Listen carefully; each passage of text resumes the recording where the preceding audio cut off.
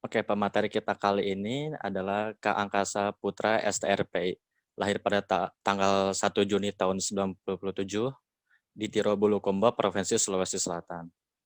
Beliau menempuh pendidikan vokasi kedinasan sistem semi militer di Kementerian Kelautan dan Perikanan Republik Indonesia selama 7 tahun.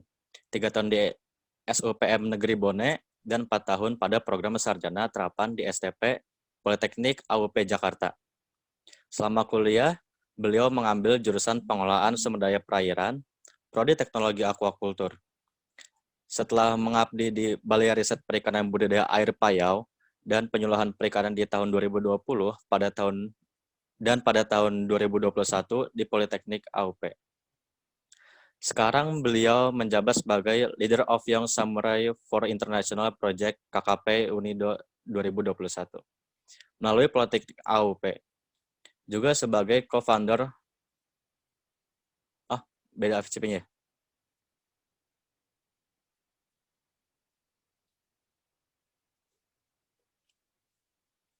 Oke, saya ulang. Bisa ke atas sedikit. Oke. Nama Angkasa Putra BAPP SC. Alamat sekarang di RT 1 RW 1 Janaya Dwi Tiro Bontotiro Bulukumba Regensi Sulawesi Selatan. Nomor WA-nya dan kontak-kontaknya bisa dicatat atau bisa di-screenshot di layar teman-teman. Personal summary-nya tadi udah sedikit saya bahas ya. Jadi langsung ke educational background. Untuk educational background, beliau menempuh pendidikan di Vocational High School in Bone South Celebes Specialist School Indonesia. Berkonsentrasi di aquaculture. Lalu menempuh perguruan tinggi di Jakarta Technical University of Fisheries Indonesia. Nah, beliau mendapatkan IPK sebesar 3,56. Wah, cukup tinggi ya IPK-nya. Mungkin beliau mendapat salah satu mahasiswa berprestasi di Politekniknya. Lalu work experience, Millennial Staff of Aquaculture Research Institute for Coastal Aquaculture and Fisheries Extension, DKV Maros, Sulawesi Selatan, Indonesia. Lalu yang terbaru ada di Administration of International Partnership Office and Leader of Young Samurai for the UNIDO Project di Jakarta Technical University of Fisheries Indonesia di Politeknik AUP. Bisa di next terus ke bawah. Lagi ke bawah lagi. Oke, award dan achievement yang diperoleh oleh beliau. Pada bulan Oktober 2019, beliau mendapat The Best Author in National Event of Anthology Book Time Difference yang dihadiri sebanyak 3.958 peserta. Lalu pada bulan Agustus 2019, recipient of the Adikarya Taruna Award of GTUF. Pada bulan Agustus 2019 dan Maret sampai Mei 2019, beliau memperoleh cum laude graduate with GPA of 3.56 and get a scholarship for final research from the United Nations Industrial Development Organization, Vienna, Austria. Untuk award dan achievement-nya bisa dilihat oleh teman-teman, karena untuk mempersingkat waktu juga. Lalu organizational experience. Pada bulan Juli 2020 sampai sekarang, Indonesia Maritime Yacht di Young Maritime Expert in Aquaculture. Lalu pada bulan Mei 2020, Indonesia Maritime Webinar 2020 collaboration between Indonesia Maritime Yacht and Coordinating Ministry for Maritime and Investment Affairs of the Republic of Indonesia. Menjabat sebagai Chairman of the Committee. Untuk organization experience juga bisa dilihat oleh teman-teman. Lalu bisa ke bawah lagi. Wah, banyak sekali ya organisasi experience-nya yang dilakukan oleh beliau. Bisa terus ke bawah. Terus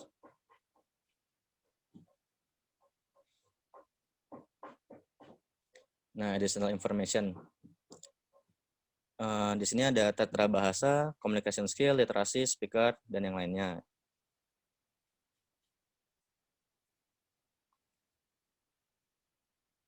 Oke, udah cukup untuk pembacaan CV pemateri. Untuk Kak Angkasa Putra, layar dan waktu dipersilahkan. Izin, apakah saya izin dijadiin co-host? Saya ingin share screen sendiri.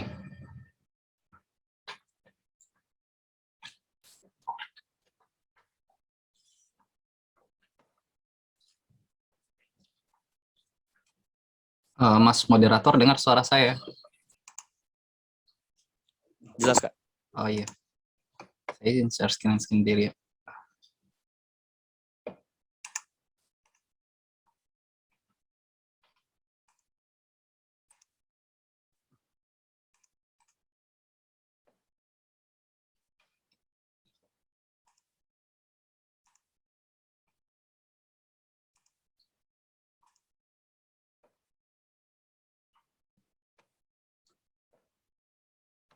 Apakah bahan saya sudah tampil, Mas? Sudah, Kak. Oh iya. Aman. Saya mulai ya. Bismillahirrahmanirrahim. Assalamualaikum warahmatullahi wabarakatuh. Selamat siang teman-teman semua, teman-teman mahasiswa Kelautan Universitas Pendidikan Indonesia. Terima kasih sebelumnya untuk panitia telah memberikan kesempatan kepada saya. Sebagaimana yang disampaikan melalui oleh panitia terkait dengan tema, yaitu sekilas materi-materi terkait dengan kelautan serta implementasi dalam dunia kerja. Namun dalam hal ini saya mencoba mengaitkan dengan pikiran yang lebih visioner untuk lebih ke depan, di mana bagi saya dunia kampus atau dunia mahasiswa adalah dunia merdeka untuk mengimplementasikan ataupun mengeksplorasi bakat-bakat mulai dari sekarang. Sehingga saya mengambil satu tema yang menurut saya bisa menggugah semangat teman-teman semua dengan membangun generasi kelautan melalui pola pikir yang kritis dan positif, khususnya di zaman sekarang di tengah perkuliahan daring atau di tengah-tengah pandemi COVID-19. Saya Angka Saputra, sekarang di co-founder Homefish Indonesia. Sebagaimana yang disampaikan tadi oleh Mas Moderator, sampai sekarang selain di Homefish Indonesia, saya juga sedang merintis mini library. Sekarang koleksian sudah kurang lebih 600 koleksian buku dari berbagai disiplin ilmu, dan juga telah menerbitkan 8 buah buku bergenre fiksi maupun non-fiksi, dan 10 tulisan ilmiah dalam bentuk jurnal maupun proceeding.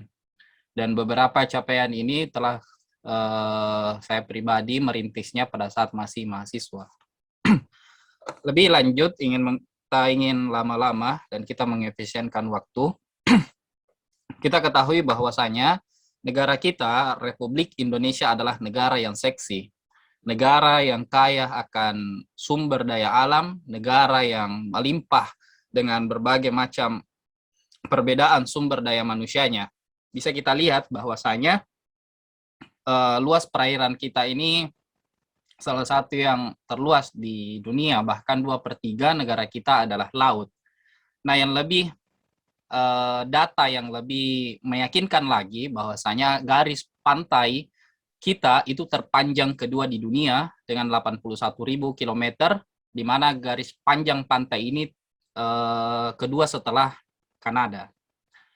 Selain itu, berdasarkan survei terakhir yang dilakukan oleh Badan Pusat Statistika di tahun lalu, jumlah penduduk kita sekarang adalah 270,20 juta jiwa, di mana berdasarkan penelitian yang dilakukan oleh berbagai akademisi dan khususnya juga BPS dalam menuju pemikiran yang positif nanti menuju 2045, di mana 2045 kita mencanangkan sebagai negara dengan generasi emas. Pada tahun itu sekitar 50-53% penduduk Indonesia adalah generasi muda, di mana kitalah yang sekarang sebenarnya yang sangat berperan pada saat 2045, sehingga pemerintah ataupun kalangan akademisi memiliki satu program dengan menamakan Indonesia Emas tahun 2045. Nah, peran kita bukan pada saat tahun 2045, namun sekarang kita mulai merintis melalui melalui critical thinking atau pikiran yang positif pada saat di mahasiswa dengan melihat sumber daya alam yang sangat luas, sumber daya alam yang melimpah di negara tercinta kita, Republik Indonesia. Data selanjutnya yang ingin saya sampaikan adalah terkait dengan kekayaan biodiversity di Indonesia, di mana berdasarkan data yang disampaikan oleh LIPI di tahun 2021, ini yang data terbaru saya ambil dari LIPI, di mana total spesies ikan yang ada di Indonesia itu ada 4.999 spesies, di mana berdasarkan data ini hampir 5.000 spesies ikan, itu 13,4% ikan di dunia itu ada di Indonesia. Nah, betapa sangat kayanya negara kita dan betapa sangat harusnya kita bersyukur dengan karunia yang sangat besar dari Tuhan Yang Maha Kuasa atas limpahan ikan di negara kita, di mana ikan-ikan ini tersebar dari ikan air tawar, ikan air laut, dan tentunya untuk beberapa yang dibudidayakan di air payo. Nah, sebagai mahasiswa kelautan, tentunya sangat memiliki peran dalam mengembangkan ataupun dalam berkontribusi, baik dalam hal akademisi maupun nanti yang berkaitan dengan riset, dalam hal pengembangan biodiversity ataupun yang kaitannya dengan hal tersebut di masa yang akan datang, khususnya mulai dirancang pada saat masih menjadi mahasiswa. Nah, data yang selanjutnya yang ingin saya sampaikan berdasarkan yang dikemukakan oleh Watim Press di tahun 2017, di mana data ini juga dikuatkan oleh pendapat guru besar IPB, yaitu Profesor Rohman Dahuri, di mana beliau juga merupakan mantan Menteri Kelautan Republik Indonesia, bahwasanya potensi perikanan negara kita itu terbesar di dunia berdasarkan modus operandi. Di mana kita ketahui bahwasanya dalam potensi ini kita membagi dua, ada potensi budidaya dan potensi perikanan tangkap. Di mana potensi budidaya sendiri itu 56,8 juta ton per tahun. Dan yang selain itu ada 10,2 juta ton per tahun itu adalah perikanan tangkap, di mana kita ketahui orientasi perikanan tangkap ini sangat erat kaitannya dengan hal laut. Nah, ke depan tentunya angka ini terus bertambah sejalan dengan pengembangan ataupun hal-hal yang dilakukan oleh pemerintah, khususnya dalam hal ini yang sangat berperan adalah Kementerian Kelautan dan Perikanan. Namun, ini teman-teman, saya ingin mengajak teman-teman mahasiswa untuk berpikir kritis terkait dengan fakta yang lain dimiliki negara kita. Kita kaya akan sumber daya alam, kita banyak dalam sumber daya manusianya, bahkan nomor 4 terbanyak di dunia. Namun kenyataannya saat ini bisa kita lihat, konsumsi ikan per kapita masyarakat Indonesia itu sekitar 30 kg. Artinya konsumsi ikan kita ini masih rendah. Sebagian besar masyarakat berpendapatan rendah adalah nelayan dan masyarakat pesisir. Tapi mari kita lihat bagaimana budaya nelayan ataupun budaya laut di negara maju lainnya, misalnya Jepang, itu sangat jauh. Lebih lanjut lagi, 1 dari 3 anak Indonesia mengalami stunting atau gangguan pertumbuhan badan. Nah, salah satunya adalah kekurangan protein ataupun konsumsi ikan yang masih rendah. Perikanan nasional di Indonesia, kita masih di bawah Malaysia, kita masih di bawah Singapura, kita masih di bawah Vietnam. Contohnya seperti ini, masalah pengembangan patin dori, kita masih dikalah oleh Vietnam. Masalah pengembangan riset dalam hal lobster, kita masih dikalah Vietnam. Padahal beberapa penelitian mengatakan beberapa tahun yang lalu sebelum adanya tumpang tindih antara kebijakan lobster, benih-benih lobster di Indonesia itu juga kita ekspor ke Vietnam dan di sana dikembangkan. Produksi garam rakyat belum dapat memenuhi kebutuhan garam nasional, baik jumlah maupun kuantitas. Di tahun 2017, waktu itu ada diskusi yang pernah kami laksanakan, dan salah satu waktu itu yang memberikan pemaparan waktu saya mahasiswa di IPB waktu itu, saya mengatakan bahwasanya kita panjang pantai kita kedua terpanjang di dunia setelah Kanada. Namun produksi garam kita masih impor dari negara lain, dan sangat sayang sekali terkait dengan masalah yang seperti ini. Kita merupakan penghasil rumput laut, namun konsumsi rumput laut kita sangat kecil. Indonesia penghasil mutiara, beberapa lokasi kajian yang biasanya dilakukan untuk pengembangan mutiara, misalnya di wilayah barat itu ada di Anambas, wilayah timur di pesisir Lombok, ataupun misalnya di sekitar perairan antara Sulawesi di Sulawesi Tenggara ke bagian Laut Banda, ataupun misalnya di Sulawesi Utara di bagian Manado. Namun sangat disayangkan pusat mutiara dunia ada di Hong Kong. Pusat ikan laut tropis ada di Singapura, padahal ikannya berasal dari Indonesia. Kita lihat data biodiversity Indonesia, dan salah satu di dalamnya adalah berbagai macam ikan hias. Namun sayang, kita masih dikalah dalam pengelolaan ikan hias dari negara tetangga kita Singapura. Mengapa? Ini yang menjadi pertanyaan dan saya harapkan dan kita sama-sama berpikir kritis bahwasanya ada penyebabnya. Presiden kita Jokowi pernah mengatakan dalam statementnya bahwasanya kita terlalu lama mengunjungi laut. Adik-adik, apabila kita melek yang dengan literasi pada tahun awal-awal kemerdekaan, Soekarno pernah mengatakan bahwasanya kita harusnya kembali ke bangsa yang sesungguhnya berdasarkan naluri dari nenek moyang kita bahwasanya kita adalah bangsa pelaut. Kita adalah bangsa pelaut yang ulung, di mana mengedepankan kemaritiman dalam mencapai target sebagai negara, bukan lagi negara berkembang, tetapi nanti memiliki cita-cita sebagai negara maju. Oleh karena itu, karena kita telah membumi laut, pemerintah telah merealisasikan melalui terbentuknya Kemenko Marves salah satunya sebagai penunjang dari ataupun yang memiliki peran besar dengan cita-cita mewujudkan Indonesia sebagai poros maritim dunia. Kita bagikan raksasa yang sedang tidur. Kita memiliki potensi alam yang sangat besar. Kita memiliki sumber daya manusia yang sangat banyak. Namun kita tidak bisa memanfaatkan karunia Tuhan berupa harta karun terbesar dalam sektor kelautan dan perikanan yang sangat luar biasa ini. Masyarakat juga belum terbuka wawasannya akan potensi yang sangat besar tersebut. Perilaku masyarakat belum mencerminkan perilaku kemaritiman yang lebih dan masyarakat masih banyak berorientasi ke darat. Contohnya apa? Prinsip kita masih menganggapan bahwa kasarnya kita adalah negara agraris dengan memanfaatkan sektor pertanian untuk mencapai kesejahteraan bagi masyarakat. Bertahun-tahun inilah yang kita anut, padahal saya pribadi memandang dengan beberapa tesis ataupun misalnya kajian yang saya baca dan saya amati serta saya analisis bahwasanya harusnya pola pikir kita yang kita harus tanamkan dari sekarang bahwasanya orientasi kita adalah ke laut dan kita memiliki cita-cita yang besar sehingga pada tahun 2045 di masa mendatang kita sudah dan dinobatkan oleh dunia secara konferensi internasional sebagai poros maritim dunia. Siapa yang akan memegang di tahun itu adalah teman-teman, adik-adik mahasiswa termasuk kita sekarang yang masih berkecimpung sebagai generasi muda di zaman ini. Nah, lebih lanjut, sangat miris sekali. Misalnya hutan mangrove banyak yang hilang. Rusak itu tercatat seluas 1,8 juta hektar. Potensi laut kita itu bermasalah. Sampah plastik, tumpahan laut minyak, itu masih banyak terjadi. Dan beberapa hal lainnya. Jumlah spesies dan ukuran semakin menurun. Tapi saya sudah menyampaikan tadi data terkini di tahun 2021. Koral atau terumbu karang dan lamun banyak yang rusak, terdegradasi.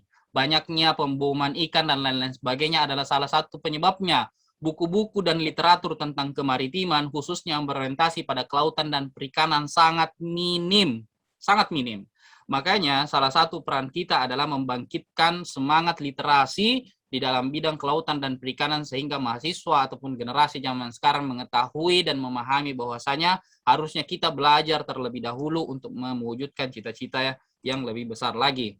Sebagaimana saya kutip satu pantun dari Balai Pustaka terkait dengan literatur atau buku, kapal pinisi berpuluh armada. Ya, kapal pinisi ini adalah salah satu kapal kebanggaan negara kita yang berasal dari timur. Ya, lebih sejujurnya lagi berasal dari daerah saya di Kabupaten Bulukumba, Provinsi Sulawesi Selatan. Kapal pinisi berpuluh armada, bergerak tangkas di Samudra Raya. Tingkatkan literasi generasi muda, Indonesia cerdas semakin berbudaya.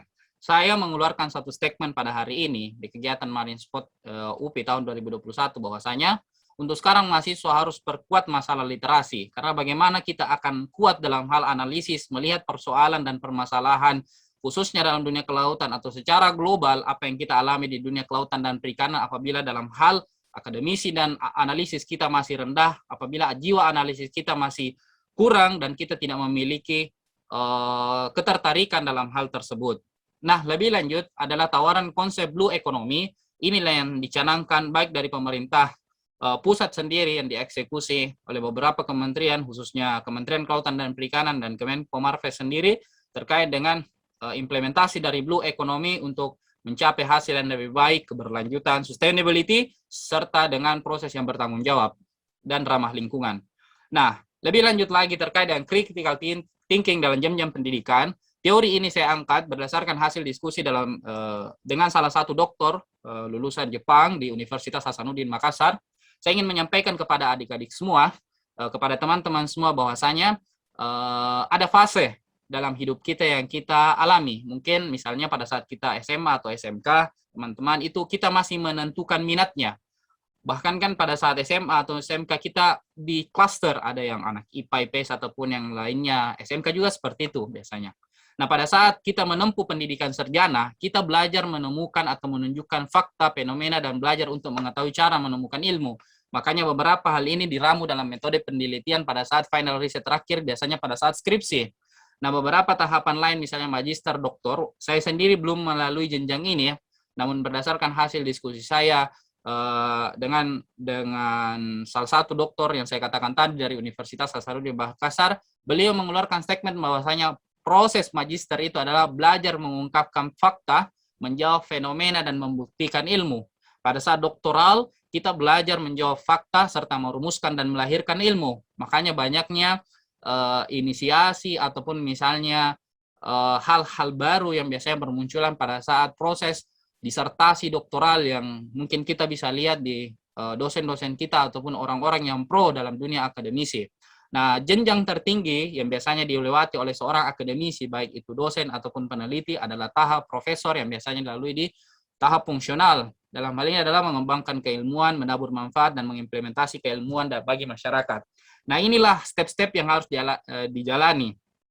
Kenapa saya sampaikan ini? Supaya adik-adik ataupun teman-teman semua pada saat menempuh pendidikan di bangku sekolah, di bangku menuju sarjana, kita itu memiliki prinsip, kita memiliki tujuan yang lebih visioner, sehingga bisa kita tata dengan baik, sehingga tujuan kita bisa kita evaluasi pada saat di akhir nanti, salah satu contohnya pada saat di hari wisuda atau pada saat gelar kita sudah kita dapatkan. Nah, lebih visioner lagi, saya mengangkat teori dalam top 10 skill di tahun 2025, sebagaimana yang disampaikan oleh Bernard Marx dalam Forbes, bahwasanya ada 7 skill yang seharusnya anak muda zaman sekarang itu untuk mengetahuinya. Yang pertama terkait dengan cross-cultural competence, interdisciplinary, critical thinking salah satu di dalamnya. Sebagai seorang mahasiswa yang jiwa masih muda adalah critical thinking. Selain itu emotional, communication, leadership, dan teknologi applied. Jadi kita diharapkan dalam pengembangan di tahun 2025, inilah skill-skill yang dibutuhkan di masa yang akan datang. Lebih lanjut lagi, saya mengangkat penelitian yang dilakukan oleh VITA tahun 2015 di Aquaculture International terkait dengan skill yang dibutuhkan dalam pengembangan di bidang aquaculture dan fisheries sektor di tahun 2025. Jadi jurnal ini mengemukakan bahwasanya di tahun 2025 di masa mendatang, target kita adalah ada 8 skill. Jadi perbandingannya tadi ada 8 skill, dan saya rasa sebagai seorang mahasiswa harus membulatkan tekad dari sekarang bisa menguasai ataupun mengimplementasikan hal-hal yang saya sajikan pada slide ini. Lebih lanjut lagi, kita mengalami kendala, teman-teman semua. Belajar di tengah pandemi. Belajar di tengah pandemi. Sudah 2 tahun kita terkurung dengan virus yang mematikan ini. Mulai dari dianggap biasa sampai status sebagai pandemi dan menyebar bukan saja lingkup global namun secara dunia internasional dengan status pandemi. Tantangannya besar di seluruh sektor, khususnya mahasiswa yang awalnya pembelajaran secara offline berubah menjadi online. Namun harus muncul hal-hal ataupun inisiasi yang lain dalam memanfaatkan persoalan yang seperti ini. Nah, lebih lanjut saya ingin menyampaikan beberapa hal terkait dengan mahasiswa di tengah pandemi. Kita bergelut dalam dunia akademis. Mahasiswa berjiwa kritis dengan salah satu target misalnya di akhir menjadi wisudawan terbaik atau cum laude. Kita bisa mencita-citakan di akhir nanti misalnya pada saat skripsian, saya tidak ingin mengeluarkan biaya pribadi, tapi bagaimana caranya saya bisa dapat funding ataupun sponsor dari lembaga, apakah itu nasional ataupun internasional, sehingga skripsi ataupun jalan menuju sarjana lebih mudah. Ataupun misalnya melalui organisasi. Organisasi adalah salah satu jalan untuk menjalin kolaborasi, sebagaimana ada statement yang mengungkapkan the power of collaboration. Baik organisasi internal maupun eksternal kampus. It's okay. Kita bisa melalui itu untuk menjalin banyaknya relasi. Nah, selanjutnya juga saya menekankan di sini secara pribadi terkait dengan dunia literasi. Perbanyaklah membaca buku dari sekarang. Tidak ada salahnya dan tidak ada ruginya. Karena dari membanyak macam buku, kita memperbanyak membaca, jiwa ataupun analisis kita semakin tajam dan kita bisa mengetahui persoalan ataupun permasalahan yang terjadi, lebih khusus lagi teman-teman di kelautan. Nah, dari situ kita memiliki andil untuk mengimplementasikan apa yang telah kita baca melalui menulis buku ataupun menulis melalui majalah dan beberapa media lainnya. Nah, selanjutnya saya juga menyarankan untuk teman-teman mahasiswa aktif dalam dunia penelitian. Mendalami dunia penelitian yang berbasis mahasiswa, ini modal besar menuju final riset atau yang saya katakan tadi skripsi. Jadi apabila kita terbiasa untuk melakukan misalnya penelitian atau mini research, ini akan sangat memudahkan pada saat final riset nanti di skripsian. Nah, lebih lanjut lagi terkait dengan event atau perlombaan, bisa dengan kejuaraan, adik-adik bisa ikuti internal maupun eksternal, baik di lingkup yang nasional ataupun internasional. Hal-hal ini saya ramu menjadi 5 poin ini, bisa adik-adik implementasikan pada saat di masa pandemi sekarang, dan saya rasa waktunya sangatlah bagus, masih sangat banyak, apalagi mungkin kebanyakan masih di rumah. Hal ini akan sangat membantu pada saat dunia kerja. Berprinsiplah dari sekarang bahwasanya apabila adik-adik memiliki salah satu saja dari skill ini, baik dalam hal akademisi ataupun kuat dalam hal skill leadership dalam organization ataupun dalam literasi, kuat dalam pemahaman penelitian ataupun aktif dalam berbagai perlombaan dan kejuaraan, yakini dalam diri adik-adik bahwasanya pada saat lulus nanti bukan adik-adik yang menyebarkan CV, bukan adik-adik yang mencari pekerjaan, namun adik-adiklah yang dicari oleh orang-orang yang membutuhkan jiwa adik-adik. Sebagaimana saya pernah berdiskusi tahun 2018 di Kementerian Kelautan dan Perikanan dengan Kepala Badan Riset waktu itu Insinyur Rifki, mengatakan bahwasanya apa yang bisa kamu jual dari sekarang, apa yang bisa kamu persembahkan dari sekarang, sehingga pada saat lulus bukan kamu yang dicari, bukan kamu yang mencari, tapi kamu yang mencari. Itu yang harus adik-adik yakini dari sekarang supaya jiwa kritisnya tetap bertahan. Dan saya juga mengingatkan ataupun membagikan pesan untuk adik-adik, jagalah jiwa intelektual dibalut integritas yang tinggi sehingga tetap kokoh dalam menjalankan pendidikan sampai akhir nanti.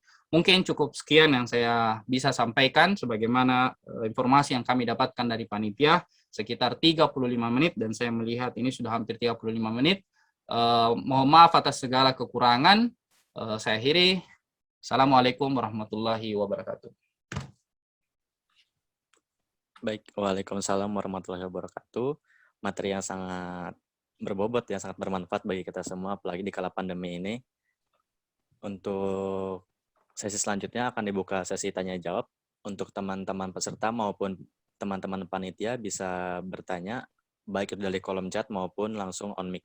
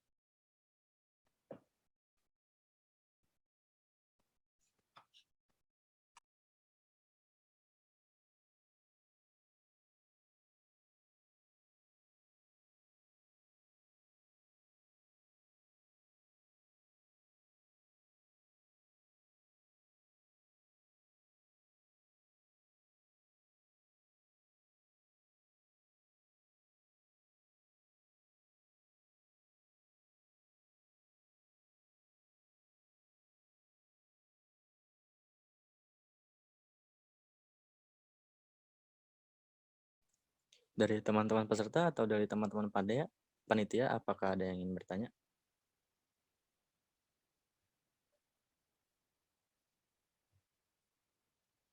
Bisa langsung di kolom chat atau langsung on mic saja.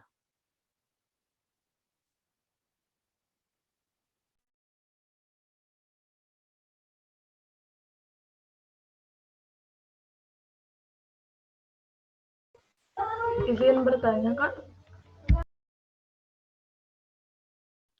Iya, silakan. Perkenalkan diri lalu langsung saja tanyakan apa yang ingin ditanyakan. Assalamualaikum warahmatullahi wabarakatuh. Perkenalkan, nama saya Alia Syaimanafisa dari kelompok 6. Di sini saya ingin bertanya, seperti yang tadi Kak Angkasa jelaskan bahwa Indonesia itu memiliki potensi perikanan yang sangat besar gitu. Nah, di sini saya ingin bertanya, kenapa dengan potensi perikanan yang besar, tapi harga harga ikan di Indonesia itu masih mahal. Sedangkan saya kan kadang suka suka pergi misalkan ke pantai gitu yang ada di Sukabumi, seperti di Pelabuhan Ratu atau di Ujung Genteng. Tapi kenapa di sana tuh harga ikannya tuh masih pada mahal gitu, sedangkan eh, potensi perikanan kita tuh sangat tinggi seperti itu. Terima kasih. Oke, bagaimana Mas? Apa langsung saya jawab saja? Ya, boleh Kak, langsung dijawab saya. Oke, pertanyaan yang bagus dari adik Alia terkait dengan kita memiliki potensi yang luar biasa dalam hal ini adalah ikan. Tapi kok harga ikan mahal ya? Pertanyaan seperti itu. Nah, sebelum saya sampaikan seperti itu, menjawabnya lebih mendalam, saya ingin mengajak adik Alia ataupun memberikan informasi terkait dengan ikan sendiri. Harga ikan itu tiap daerah berbeda. Ya, itu yang perlu kita ketahui pertama.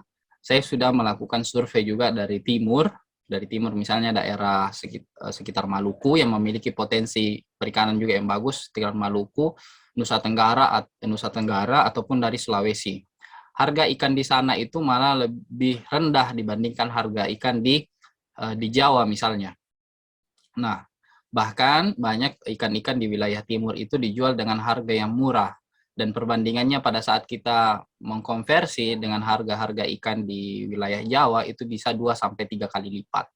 Nah, pada saat di Jawa, misalnya tadi disebutkan di daerah tertentu seperti itu ada namanya permainan di dalam, bukan permainan, maksudnya apa istilahnya itu dalam hal marketing ya, dalam hal marketing.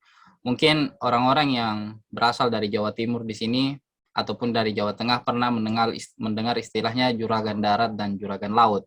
Ya, ada yang memaini harga di sini terkait dengan ikan itu sendiri. Jadi dia mengetahui musimnya seperti apa dan dia bisa memainkan untuk mendapatkan nilai jual yang lebih tinggi. Nah, persoalannya di sini adalah apabila ikan itu memang berkualitas, ya sebenarnya itu akan sebanding dengan harga jualnya. Namun pada saat realitanya kita di Indonesia biasanya kita masih menanyakan harga terlebih dahulu baru kualitas. Itu yang menjadi persoalan. Jadi pada saat bertanya kenapa harga ikannya itu mahal, ya memang biasanya ada permainan marketing di situ yang terjadi di suatu wilayah tertentu. Namun apabila kita melakukan survei, itu harga ikan tiap daerah itu berbeda-beda. Nah, seperti itu yang bisa saya sampaikan. Mungkin ada Baik, Kak, lagi? terima kasih. Ya, terima kasih kembali. Baik Kak, ada pertanyaan lanjutan? Bukan pertanyaan lanjutan, ada pertanyaan yang lainnya dari Faira Rahimah. Jadi Faira ini bertanya, bagaimana kita sebagai mahasiswa berperan aktif untuk membantu mengelola pelestarian kelautan dan perikanan di Indonesia. Sedangkan pemerintah sendiri itu masih kurang dalam mengelola pelestarian dan kelestarian di kelautan di Indonesia itu. Oke, terima kasih atas pertanyaannya. Saya rasa ini pertanyaan yang kritis. Pada saat kita mengatakan ataupun mengeluarkan suatu statement, saya sukanya itu berbicara dengan data, adik-adik semua. Ada dua konsep yang saya yang saya tangkap di sini terkait dengan pengelolaan pelestarian kelautan perikanan di Indonesia oleh mahasiswa. Yang kedua di sini adalah pemerintah sendiri kurang baik dalam mengelola perikanan dan kelautan itu sendiri. Nah, yang pertama saya bedah di sini adalah dalam pengelolaan suatu negara ataupun dalam konsep yang lebih besar itu tidak bisa ataupun tidak mungkin hanya dilakukan oleh satu sektor atau satu bidang, misalnya pemerintah itu sendiri. Tentunya pemerintah ini membutuhkan dukungan yang luar biasa besarnya dari masyarakat ataupun dari stakeholder lain, baik itu peneliti, dunia akademisi, bahkan dalam dunia politik, ataupun misalnya adik-adik mahasiswa, sampai pun misalnya dengan siswa dalam hal pengelolaan itu sendiri.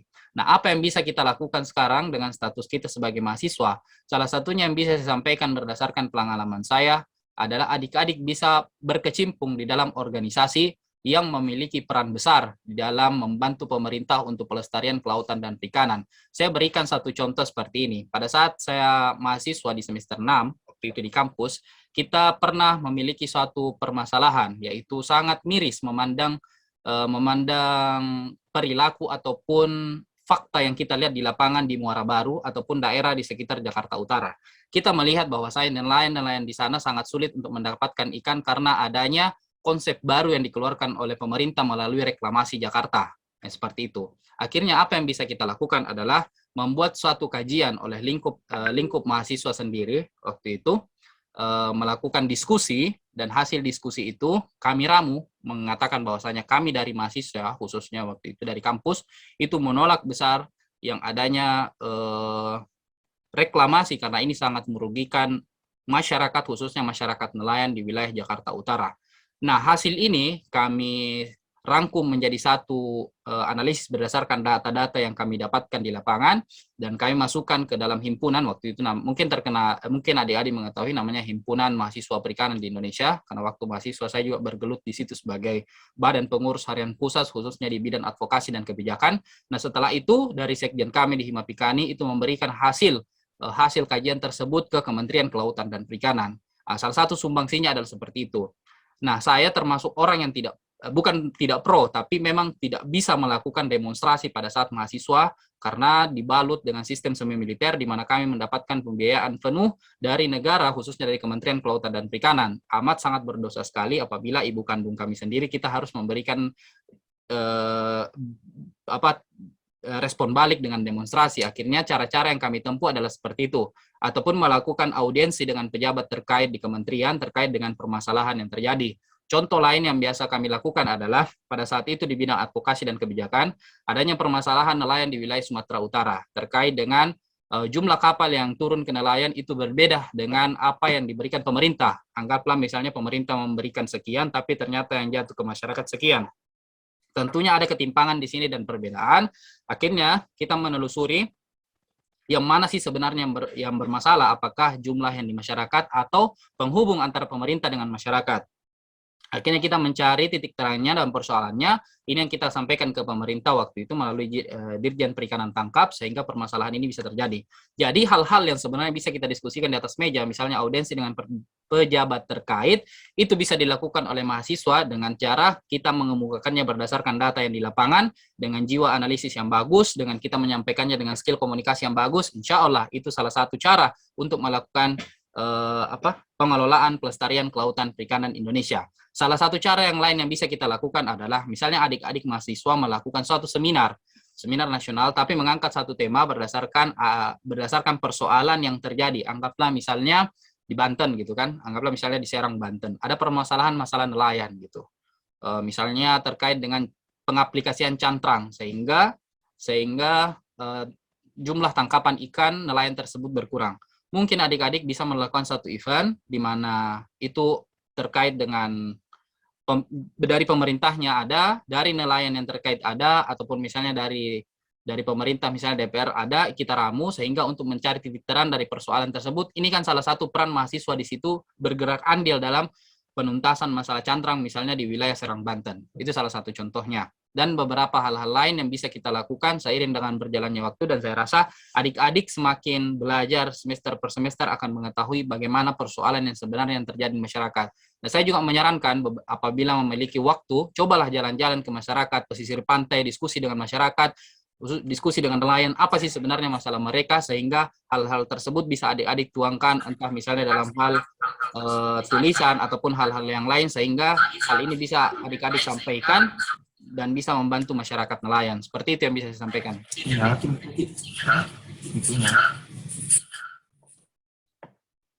Baik, ini ada dua pertanyaan, tapi ini dua pertanyaan ini saling berkaitan ya, Kak? Iya.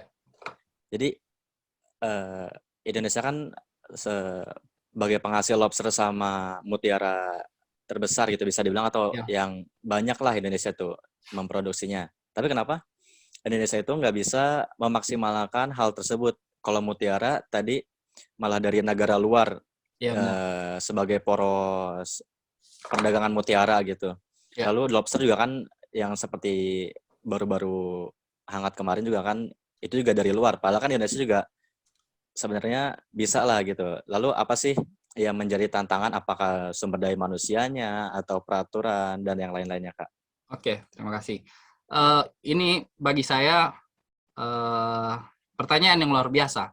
Apabila membahas terkait dengan persoalan lobster dan mutiara di Indonesia, ini pembahasannya bisa panjang kali lebar. Namun, saya coba memberikan gambaran singkat yang seperti ini ke adik-adik semua. Berdasarkan data yang dikeluarkan oleh Badan Riset dan SDM Kementerian Kelautan dan Perikanan di tahun 2020, waktu itu masih dikepalai oleh Profesor Sarip Wijaya, dengan kajian yang dilakukan oleh kementerian bahwasanya potensi lobster kita itu terbesar dibandingkan dengan Australia. Namun yang menjadi persoalan, kita masih menjadikan kiblat Australia sebagai kajian lobster hingga sekarang. Padahal kita memiliki sumber daya yang besar terkait dengan pengembangan lobster. Namun permasalahannya seperti ini. Yang pertama adalah SDM. Beberapa kajian tersebut mengatakan SDM.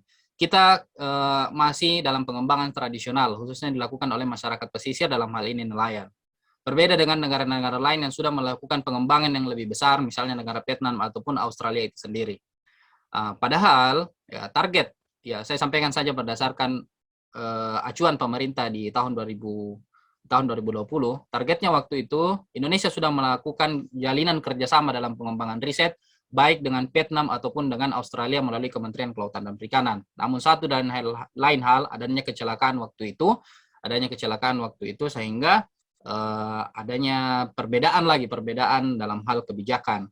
Padahal sudah dirancangkan waktu itu untuk pengembangan riset melalui hubungan kerjasama beberapa negara dengan Indonesia. Nah setelah itu dirancanglah untuk pengembangan di wilayah pesisir, khususnya di kalangan nelayan.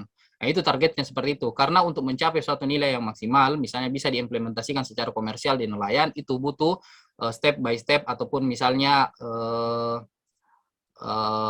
cara yang tidak secara instan, namun melalui proses yang sustainability atau berkelanjutan, khususnya dalam lobster itu sendiri. Nah, dan lebih lanjut lagi, memang adanya tumpang tindih kebijakan. Ya, kita di sini berbicara berdasarkan fakta saja. Adanya tumpang tindih kebijakan. Waktu itu kebijakan di era menteri sebelumnya, yaitu Menteri Susi, itu dilarang dalam hal lobster. Namun pada saat muncul lagi di Menteri Edi, itu dimunculkan bolehnya lobster, namun dengan kriteria-kriteria tertentu. Tapi, kalau adik-adik lebih kritis dalam memahami ini, tentunya ada kajian-kajian yang berbeda, kenapa itu dibolehkan, kenapa tidak. Dan saya sangat menyarankan adik-adik di sini tidak serta-merta mendapatkan informasi atau mengelola informasi hanya melalui sosial media yang dilakukan oleh orang-orang yang mungkin menurut saya bukan ahli di bidang itu terkait dengan lobster, sehingga dia berkomentar sana-sini. Lebih kritisnya apabila adik-adik mendapatkan data yang real berdasarkan riset yang dilakukan oleh orang-orang yang memang berkecimpung di situ, yang mengatakan kenapa sih sebenarnya dilarang dan kenapa pada saat itu pernah lagi dibuka dan sekarang ditutup lagi untuk kebijakan lobster itu sendiri. Tentunya di sini berpengaruhnya sumber daya manusia dan beberapa kebijakan dalam hal ini adalah pejabat pemangku kebijakan terkait. Nah, lebih khususnya lagi dalam mutiara, ya memang waktu itu kita memiliki juga potensi mutiara yang bagus. Namun pengembangannya hanya dilakukan di beberapa wilayah. Sebagaimana yang saya sebutkan tadi, misalnya di wilayah Sumatera itu dilakukan di Anambas. Nah, beberapa wilayah lain dilakukan juga di Lombok ataupun misalnya di wilayah pesisir dari Sulawesi Tenggara ke laut Banda sana. Nah, di atas juga dilakukan di wilayah Manado di Sulawesi Utara. Nah, memang dalam pengembangan ini masih sulit. Nah, salah satu persoalannya seperti ini, teman-teman. Konsepnya adalah 3 sampai 4 kali kegagalan mutiara itu sebanding dengan 1 kali keberhasilan. Jadi memang butuh keberanian ataupun mental yang kuat dalam hal memproduksi mutiara itu sendiri, karena biaya untuk produksinya itu sangat mahal yang sebagaimana yang saya katakan tadi, 3 sampai 4 kali kegagalan itu sebanding dengan 1 kali keberhasilan. Nah, di mana tingkat teknologi mutiara juga belum banyak orang yang tahu di Indonesia, khususnya sebagaimana yang pernah kami survei di Sulawesi Utara berdasarkan riset teman kami, bahwasanya di sana ilmunya juga masih kurang, hanya diketahui ataupun didalami oleh beberapa orang yang memang pakar di dalam hal bahasa teknis lapangannya itu adalah memberi penanaman bibit ataupun memasukkan bibit mutiaranya itu yang masih ini. Jadi pengembangan dalam SDM juga masih kurang. Nah, tentunya di sini adik-adik harus dirancang dari sekarang sebenarnya. pada saat nanti pengennya mau mendalami itu apa sih sebenarnya. Dan amat sangat bagusnya lagi pada saat nanti skripsian atau final riset, adik-adik bisa menjawab apa sih persoalan itu, sehingga bisa menjadi sumbangsi yang besar, ya minimal untuk diri sendiri, minimal untuk lingkungan, ataupun lebih besar lagi untuk negara kita, Indonesia, seperti itu. Mungkin seperti itu, Mas Moderator. Saya juga mohon maaf apabila kurang memberikan gambaran, karena persoalan ini sebenarnya panjang kali lebar, dan saya singkat saja seperti ini. Terima kasih. Baik, jawaban yang sangat bagus ya teman-teman. Mungkin kalau ada kesempatan nanti bisa kita diskusi panjang kali lebarnya sama Kak Angkasa untuk next-nya. Oke. Kalau misalnya lebih Karena- lanjut, sebenarnya lebih ininya kita sampaikan data gitu. Saya hanya membacakan secara general saja. Tapi kalau kita menunjukkan datanya sebenarnya di lapangan itu seperti apa, itu lebih kritis lagi. Dan misalnya kita membandingkan dengan potensi negara lain, barulah kita melek, wah ternyata kita unggul di sini, tapi kekurangannya di sini ya. Seperti itu gambaran singkatnya adik-adik semua. Baik, karena keterbatasan waktu juga, ini ya masih banyak yang bertanya. Mungkin dicukupkan, saya ada beberapa kesimpulan dari presentasi yang tadi Kak Angkasa sampaikan. Jadi Indonesia itu memiliki laut yang sangat luas, lalu juga bentang pantai yang terbesar, yang terpanjang kedua di dunia, lalu beberapa komoditi unggulan Indonesia juga itu diakui oleh dunia, tapi masyarakat Indonesia masih kurang memanfaatkan akan hal tersebut. Lalu masyarakat Indonesia juga masih kurang melek akan pentingnya menjaga kelestarian serta keberlanjutan dalam perikanan kelautan Indonesia, seperti mangrove di Indonesia itu telah banyak yang mengalami keguguran atau banyak yang gugur atau mati gitu. Lalu terumbu karang juga seperti yang kita tahu, karena sekarang masih maraknya pemanasan global, jadi terumbu karang juga pasti akan ikut berdampak. Tidak hanya terumbu karang, ikan-ikan juga pasti akan berdampak ke nelayan karena hasil tangkapan tersebut. Lalu ada beberapa yang dicanangkan oleh pemerintah, ya salah satunya Blue Economy itu tersendiri. Lalu untuk menjalankan Blue Economy tersendiri itu butuh beberapa pihak untuk menjalankan dengan baik gitu, kayak seperti masyarakat, sebagai kita akademisi untuk memberitahu masyarakat mana yang baik, mana yang buruk. Lalu pemeran pemerintah juga pasti akan sangat penting dalam hal tersebut. Lalu di kala pandemi ini, apa sih yang dapat kita lakukan sebagai akademisi? Yang pertama, kita pasti itu belajar. Yang kedua, kita dapat mengikuti organisasi, baik itu internal maupun eksternal. Kalian dengan kita mengikuti organisasi, kita bagi tahu nih, gimana cara kita menanggapi, sebelum kita menanggapi masyarakat secara luas, kita harus menanggapi teman-teman kita sendiri. Kita kan di organisasi pasti beda kepala, jadi kita harus bisa menanggapi perbedaan pendapat tersebut. Lalu mengikuti event, karena online ya kan, jadi untuk waktu juga pasti bisa disesuaikan dengan kita. Mungkin cukup sekian dari saya. Wassalamualaikum warahmatullahi wabarakatuh. Untuk waktu dan layar, IT boleh share untuk simbolis sertifikat untuk Kak Angkasa.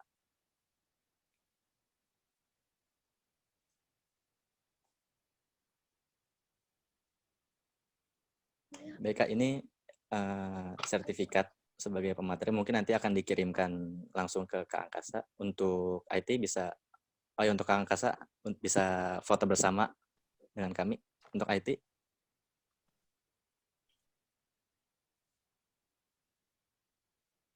Naik bangkumu terus mundur. Ya, siapa ini yang mau share screenshot? Boleh, Fikri? Pada moderator, langsung saja ya.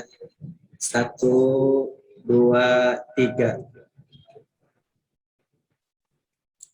Sekali lagi. 1, 2, 3. Oke, selesai. Terima kasih teman-teman panitia. Ya, baik. Terima kasih banyak, Kak. Iya. Untuk waktu dan materi yang sangat bermanfaat. Mungkin nanti kita bisa berdiskusi panjang lebar di acara selanjutnya. Insya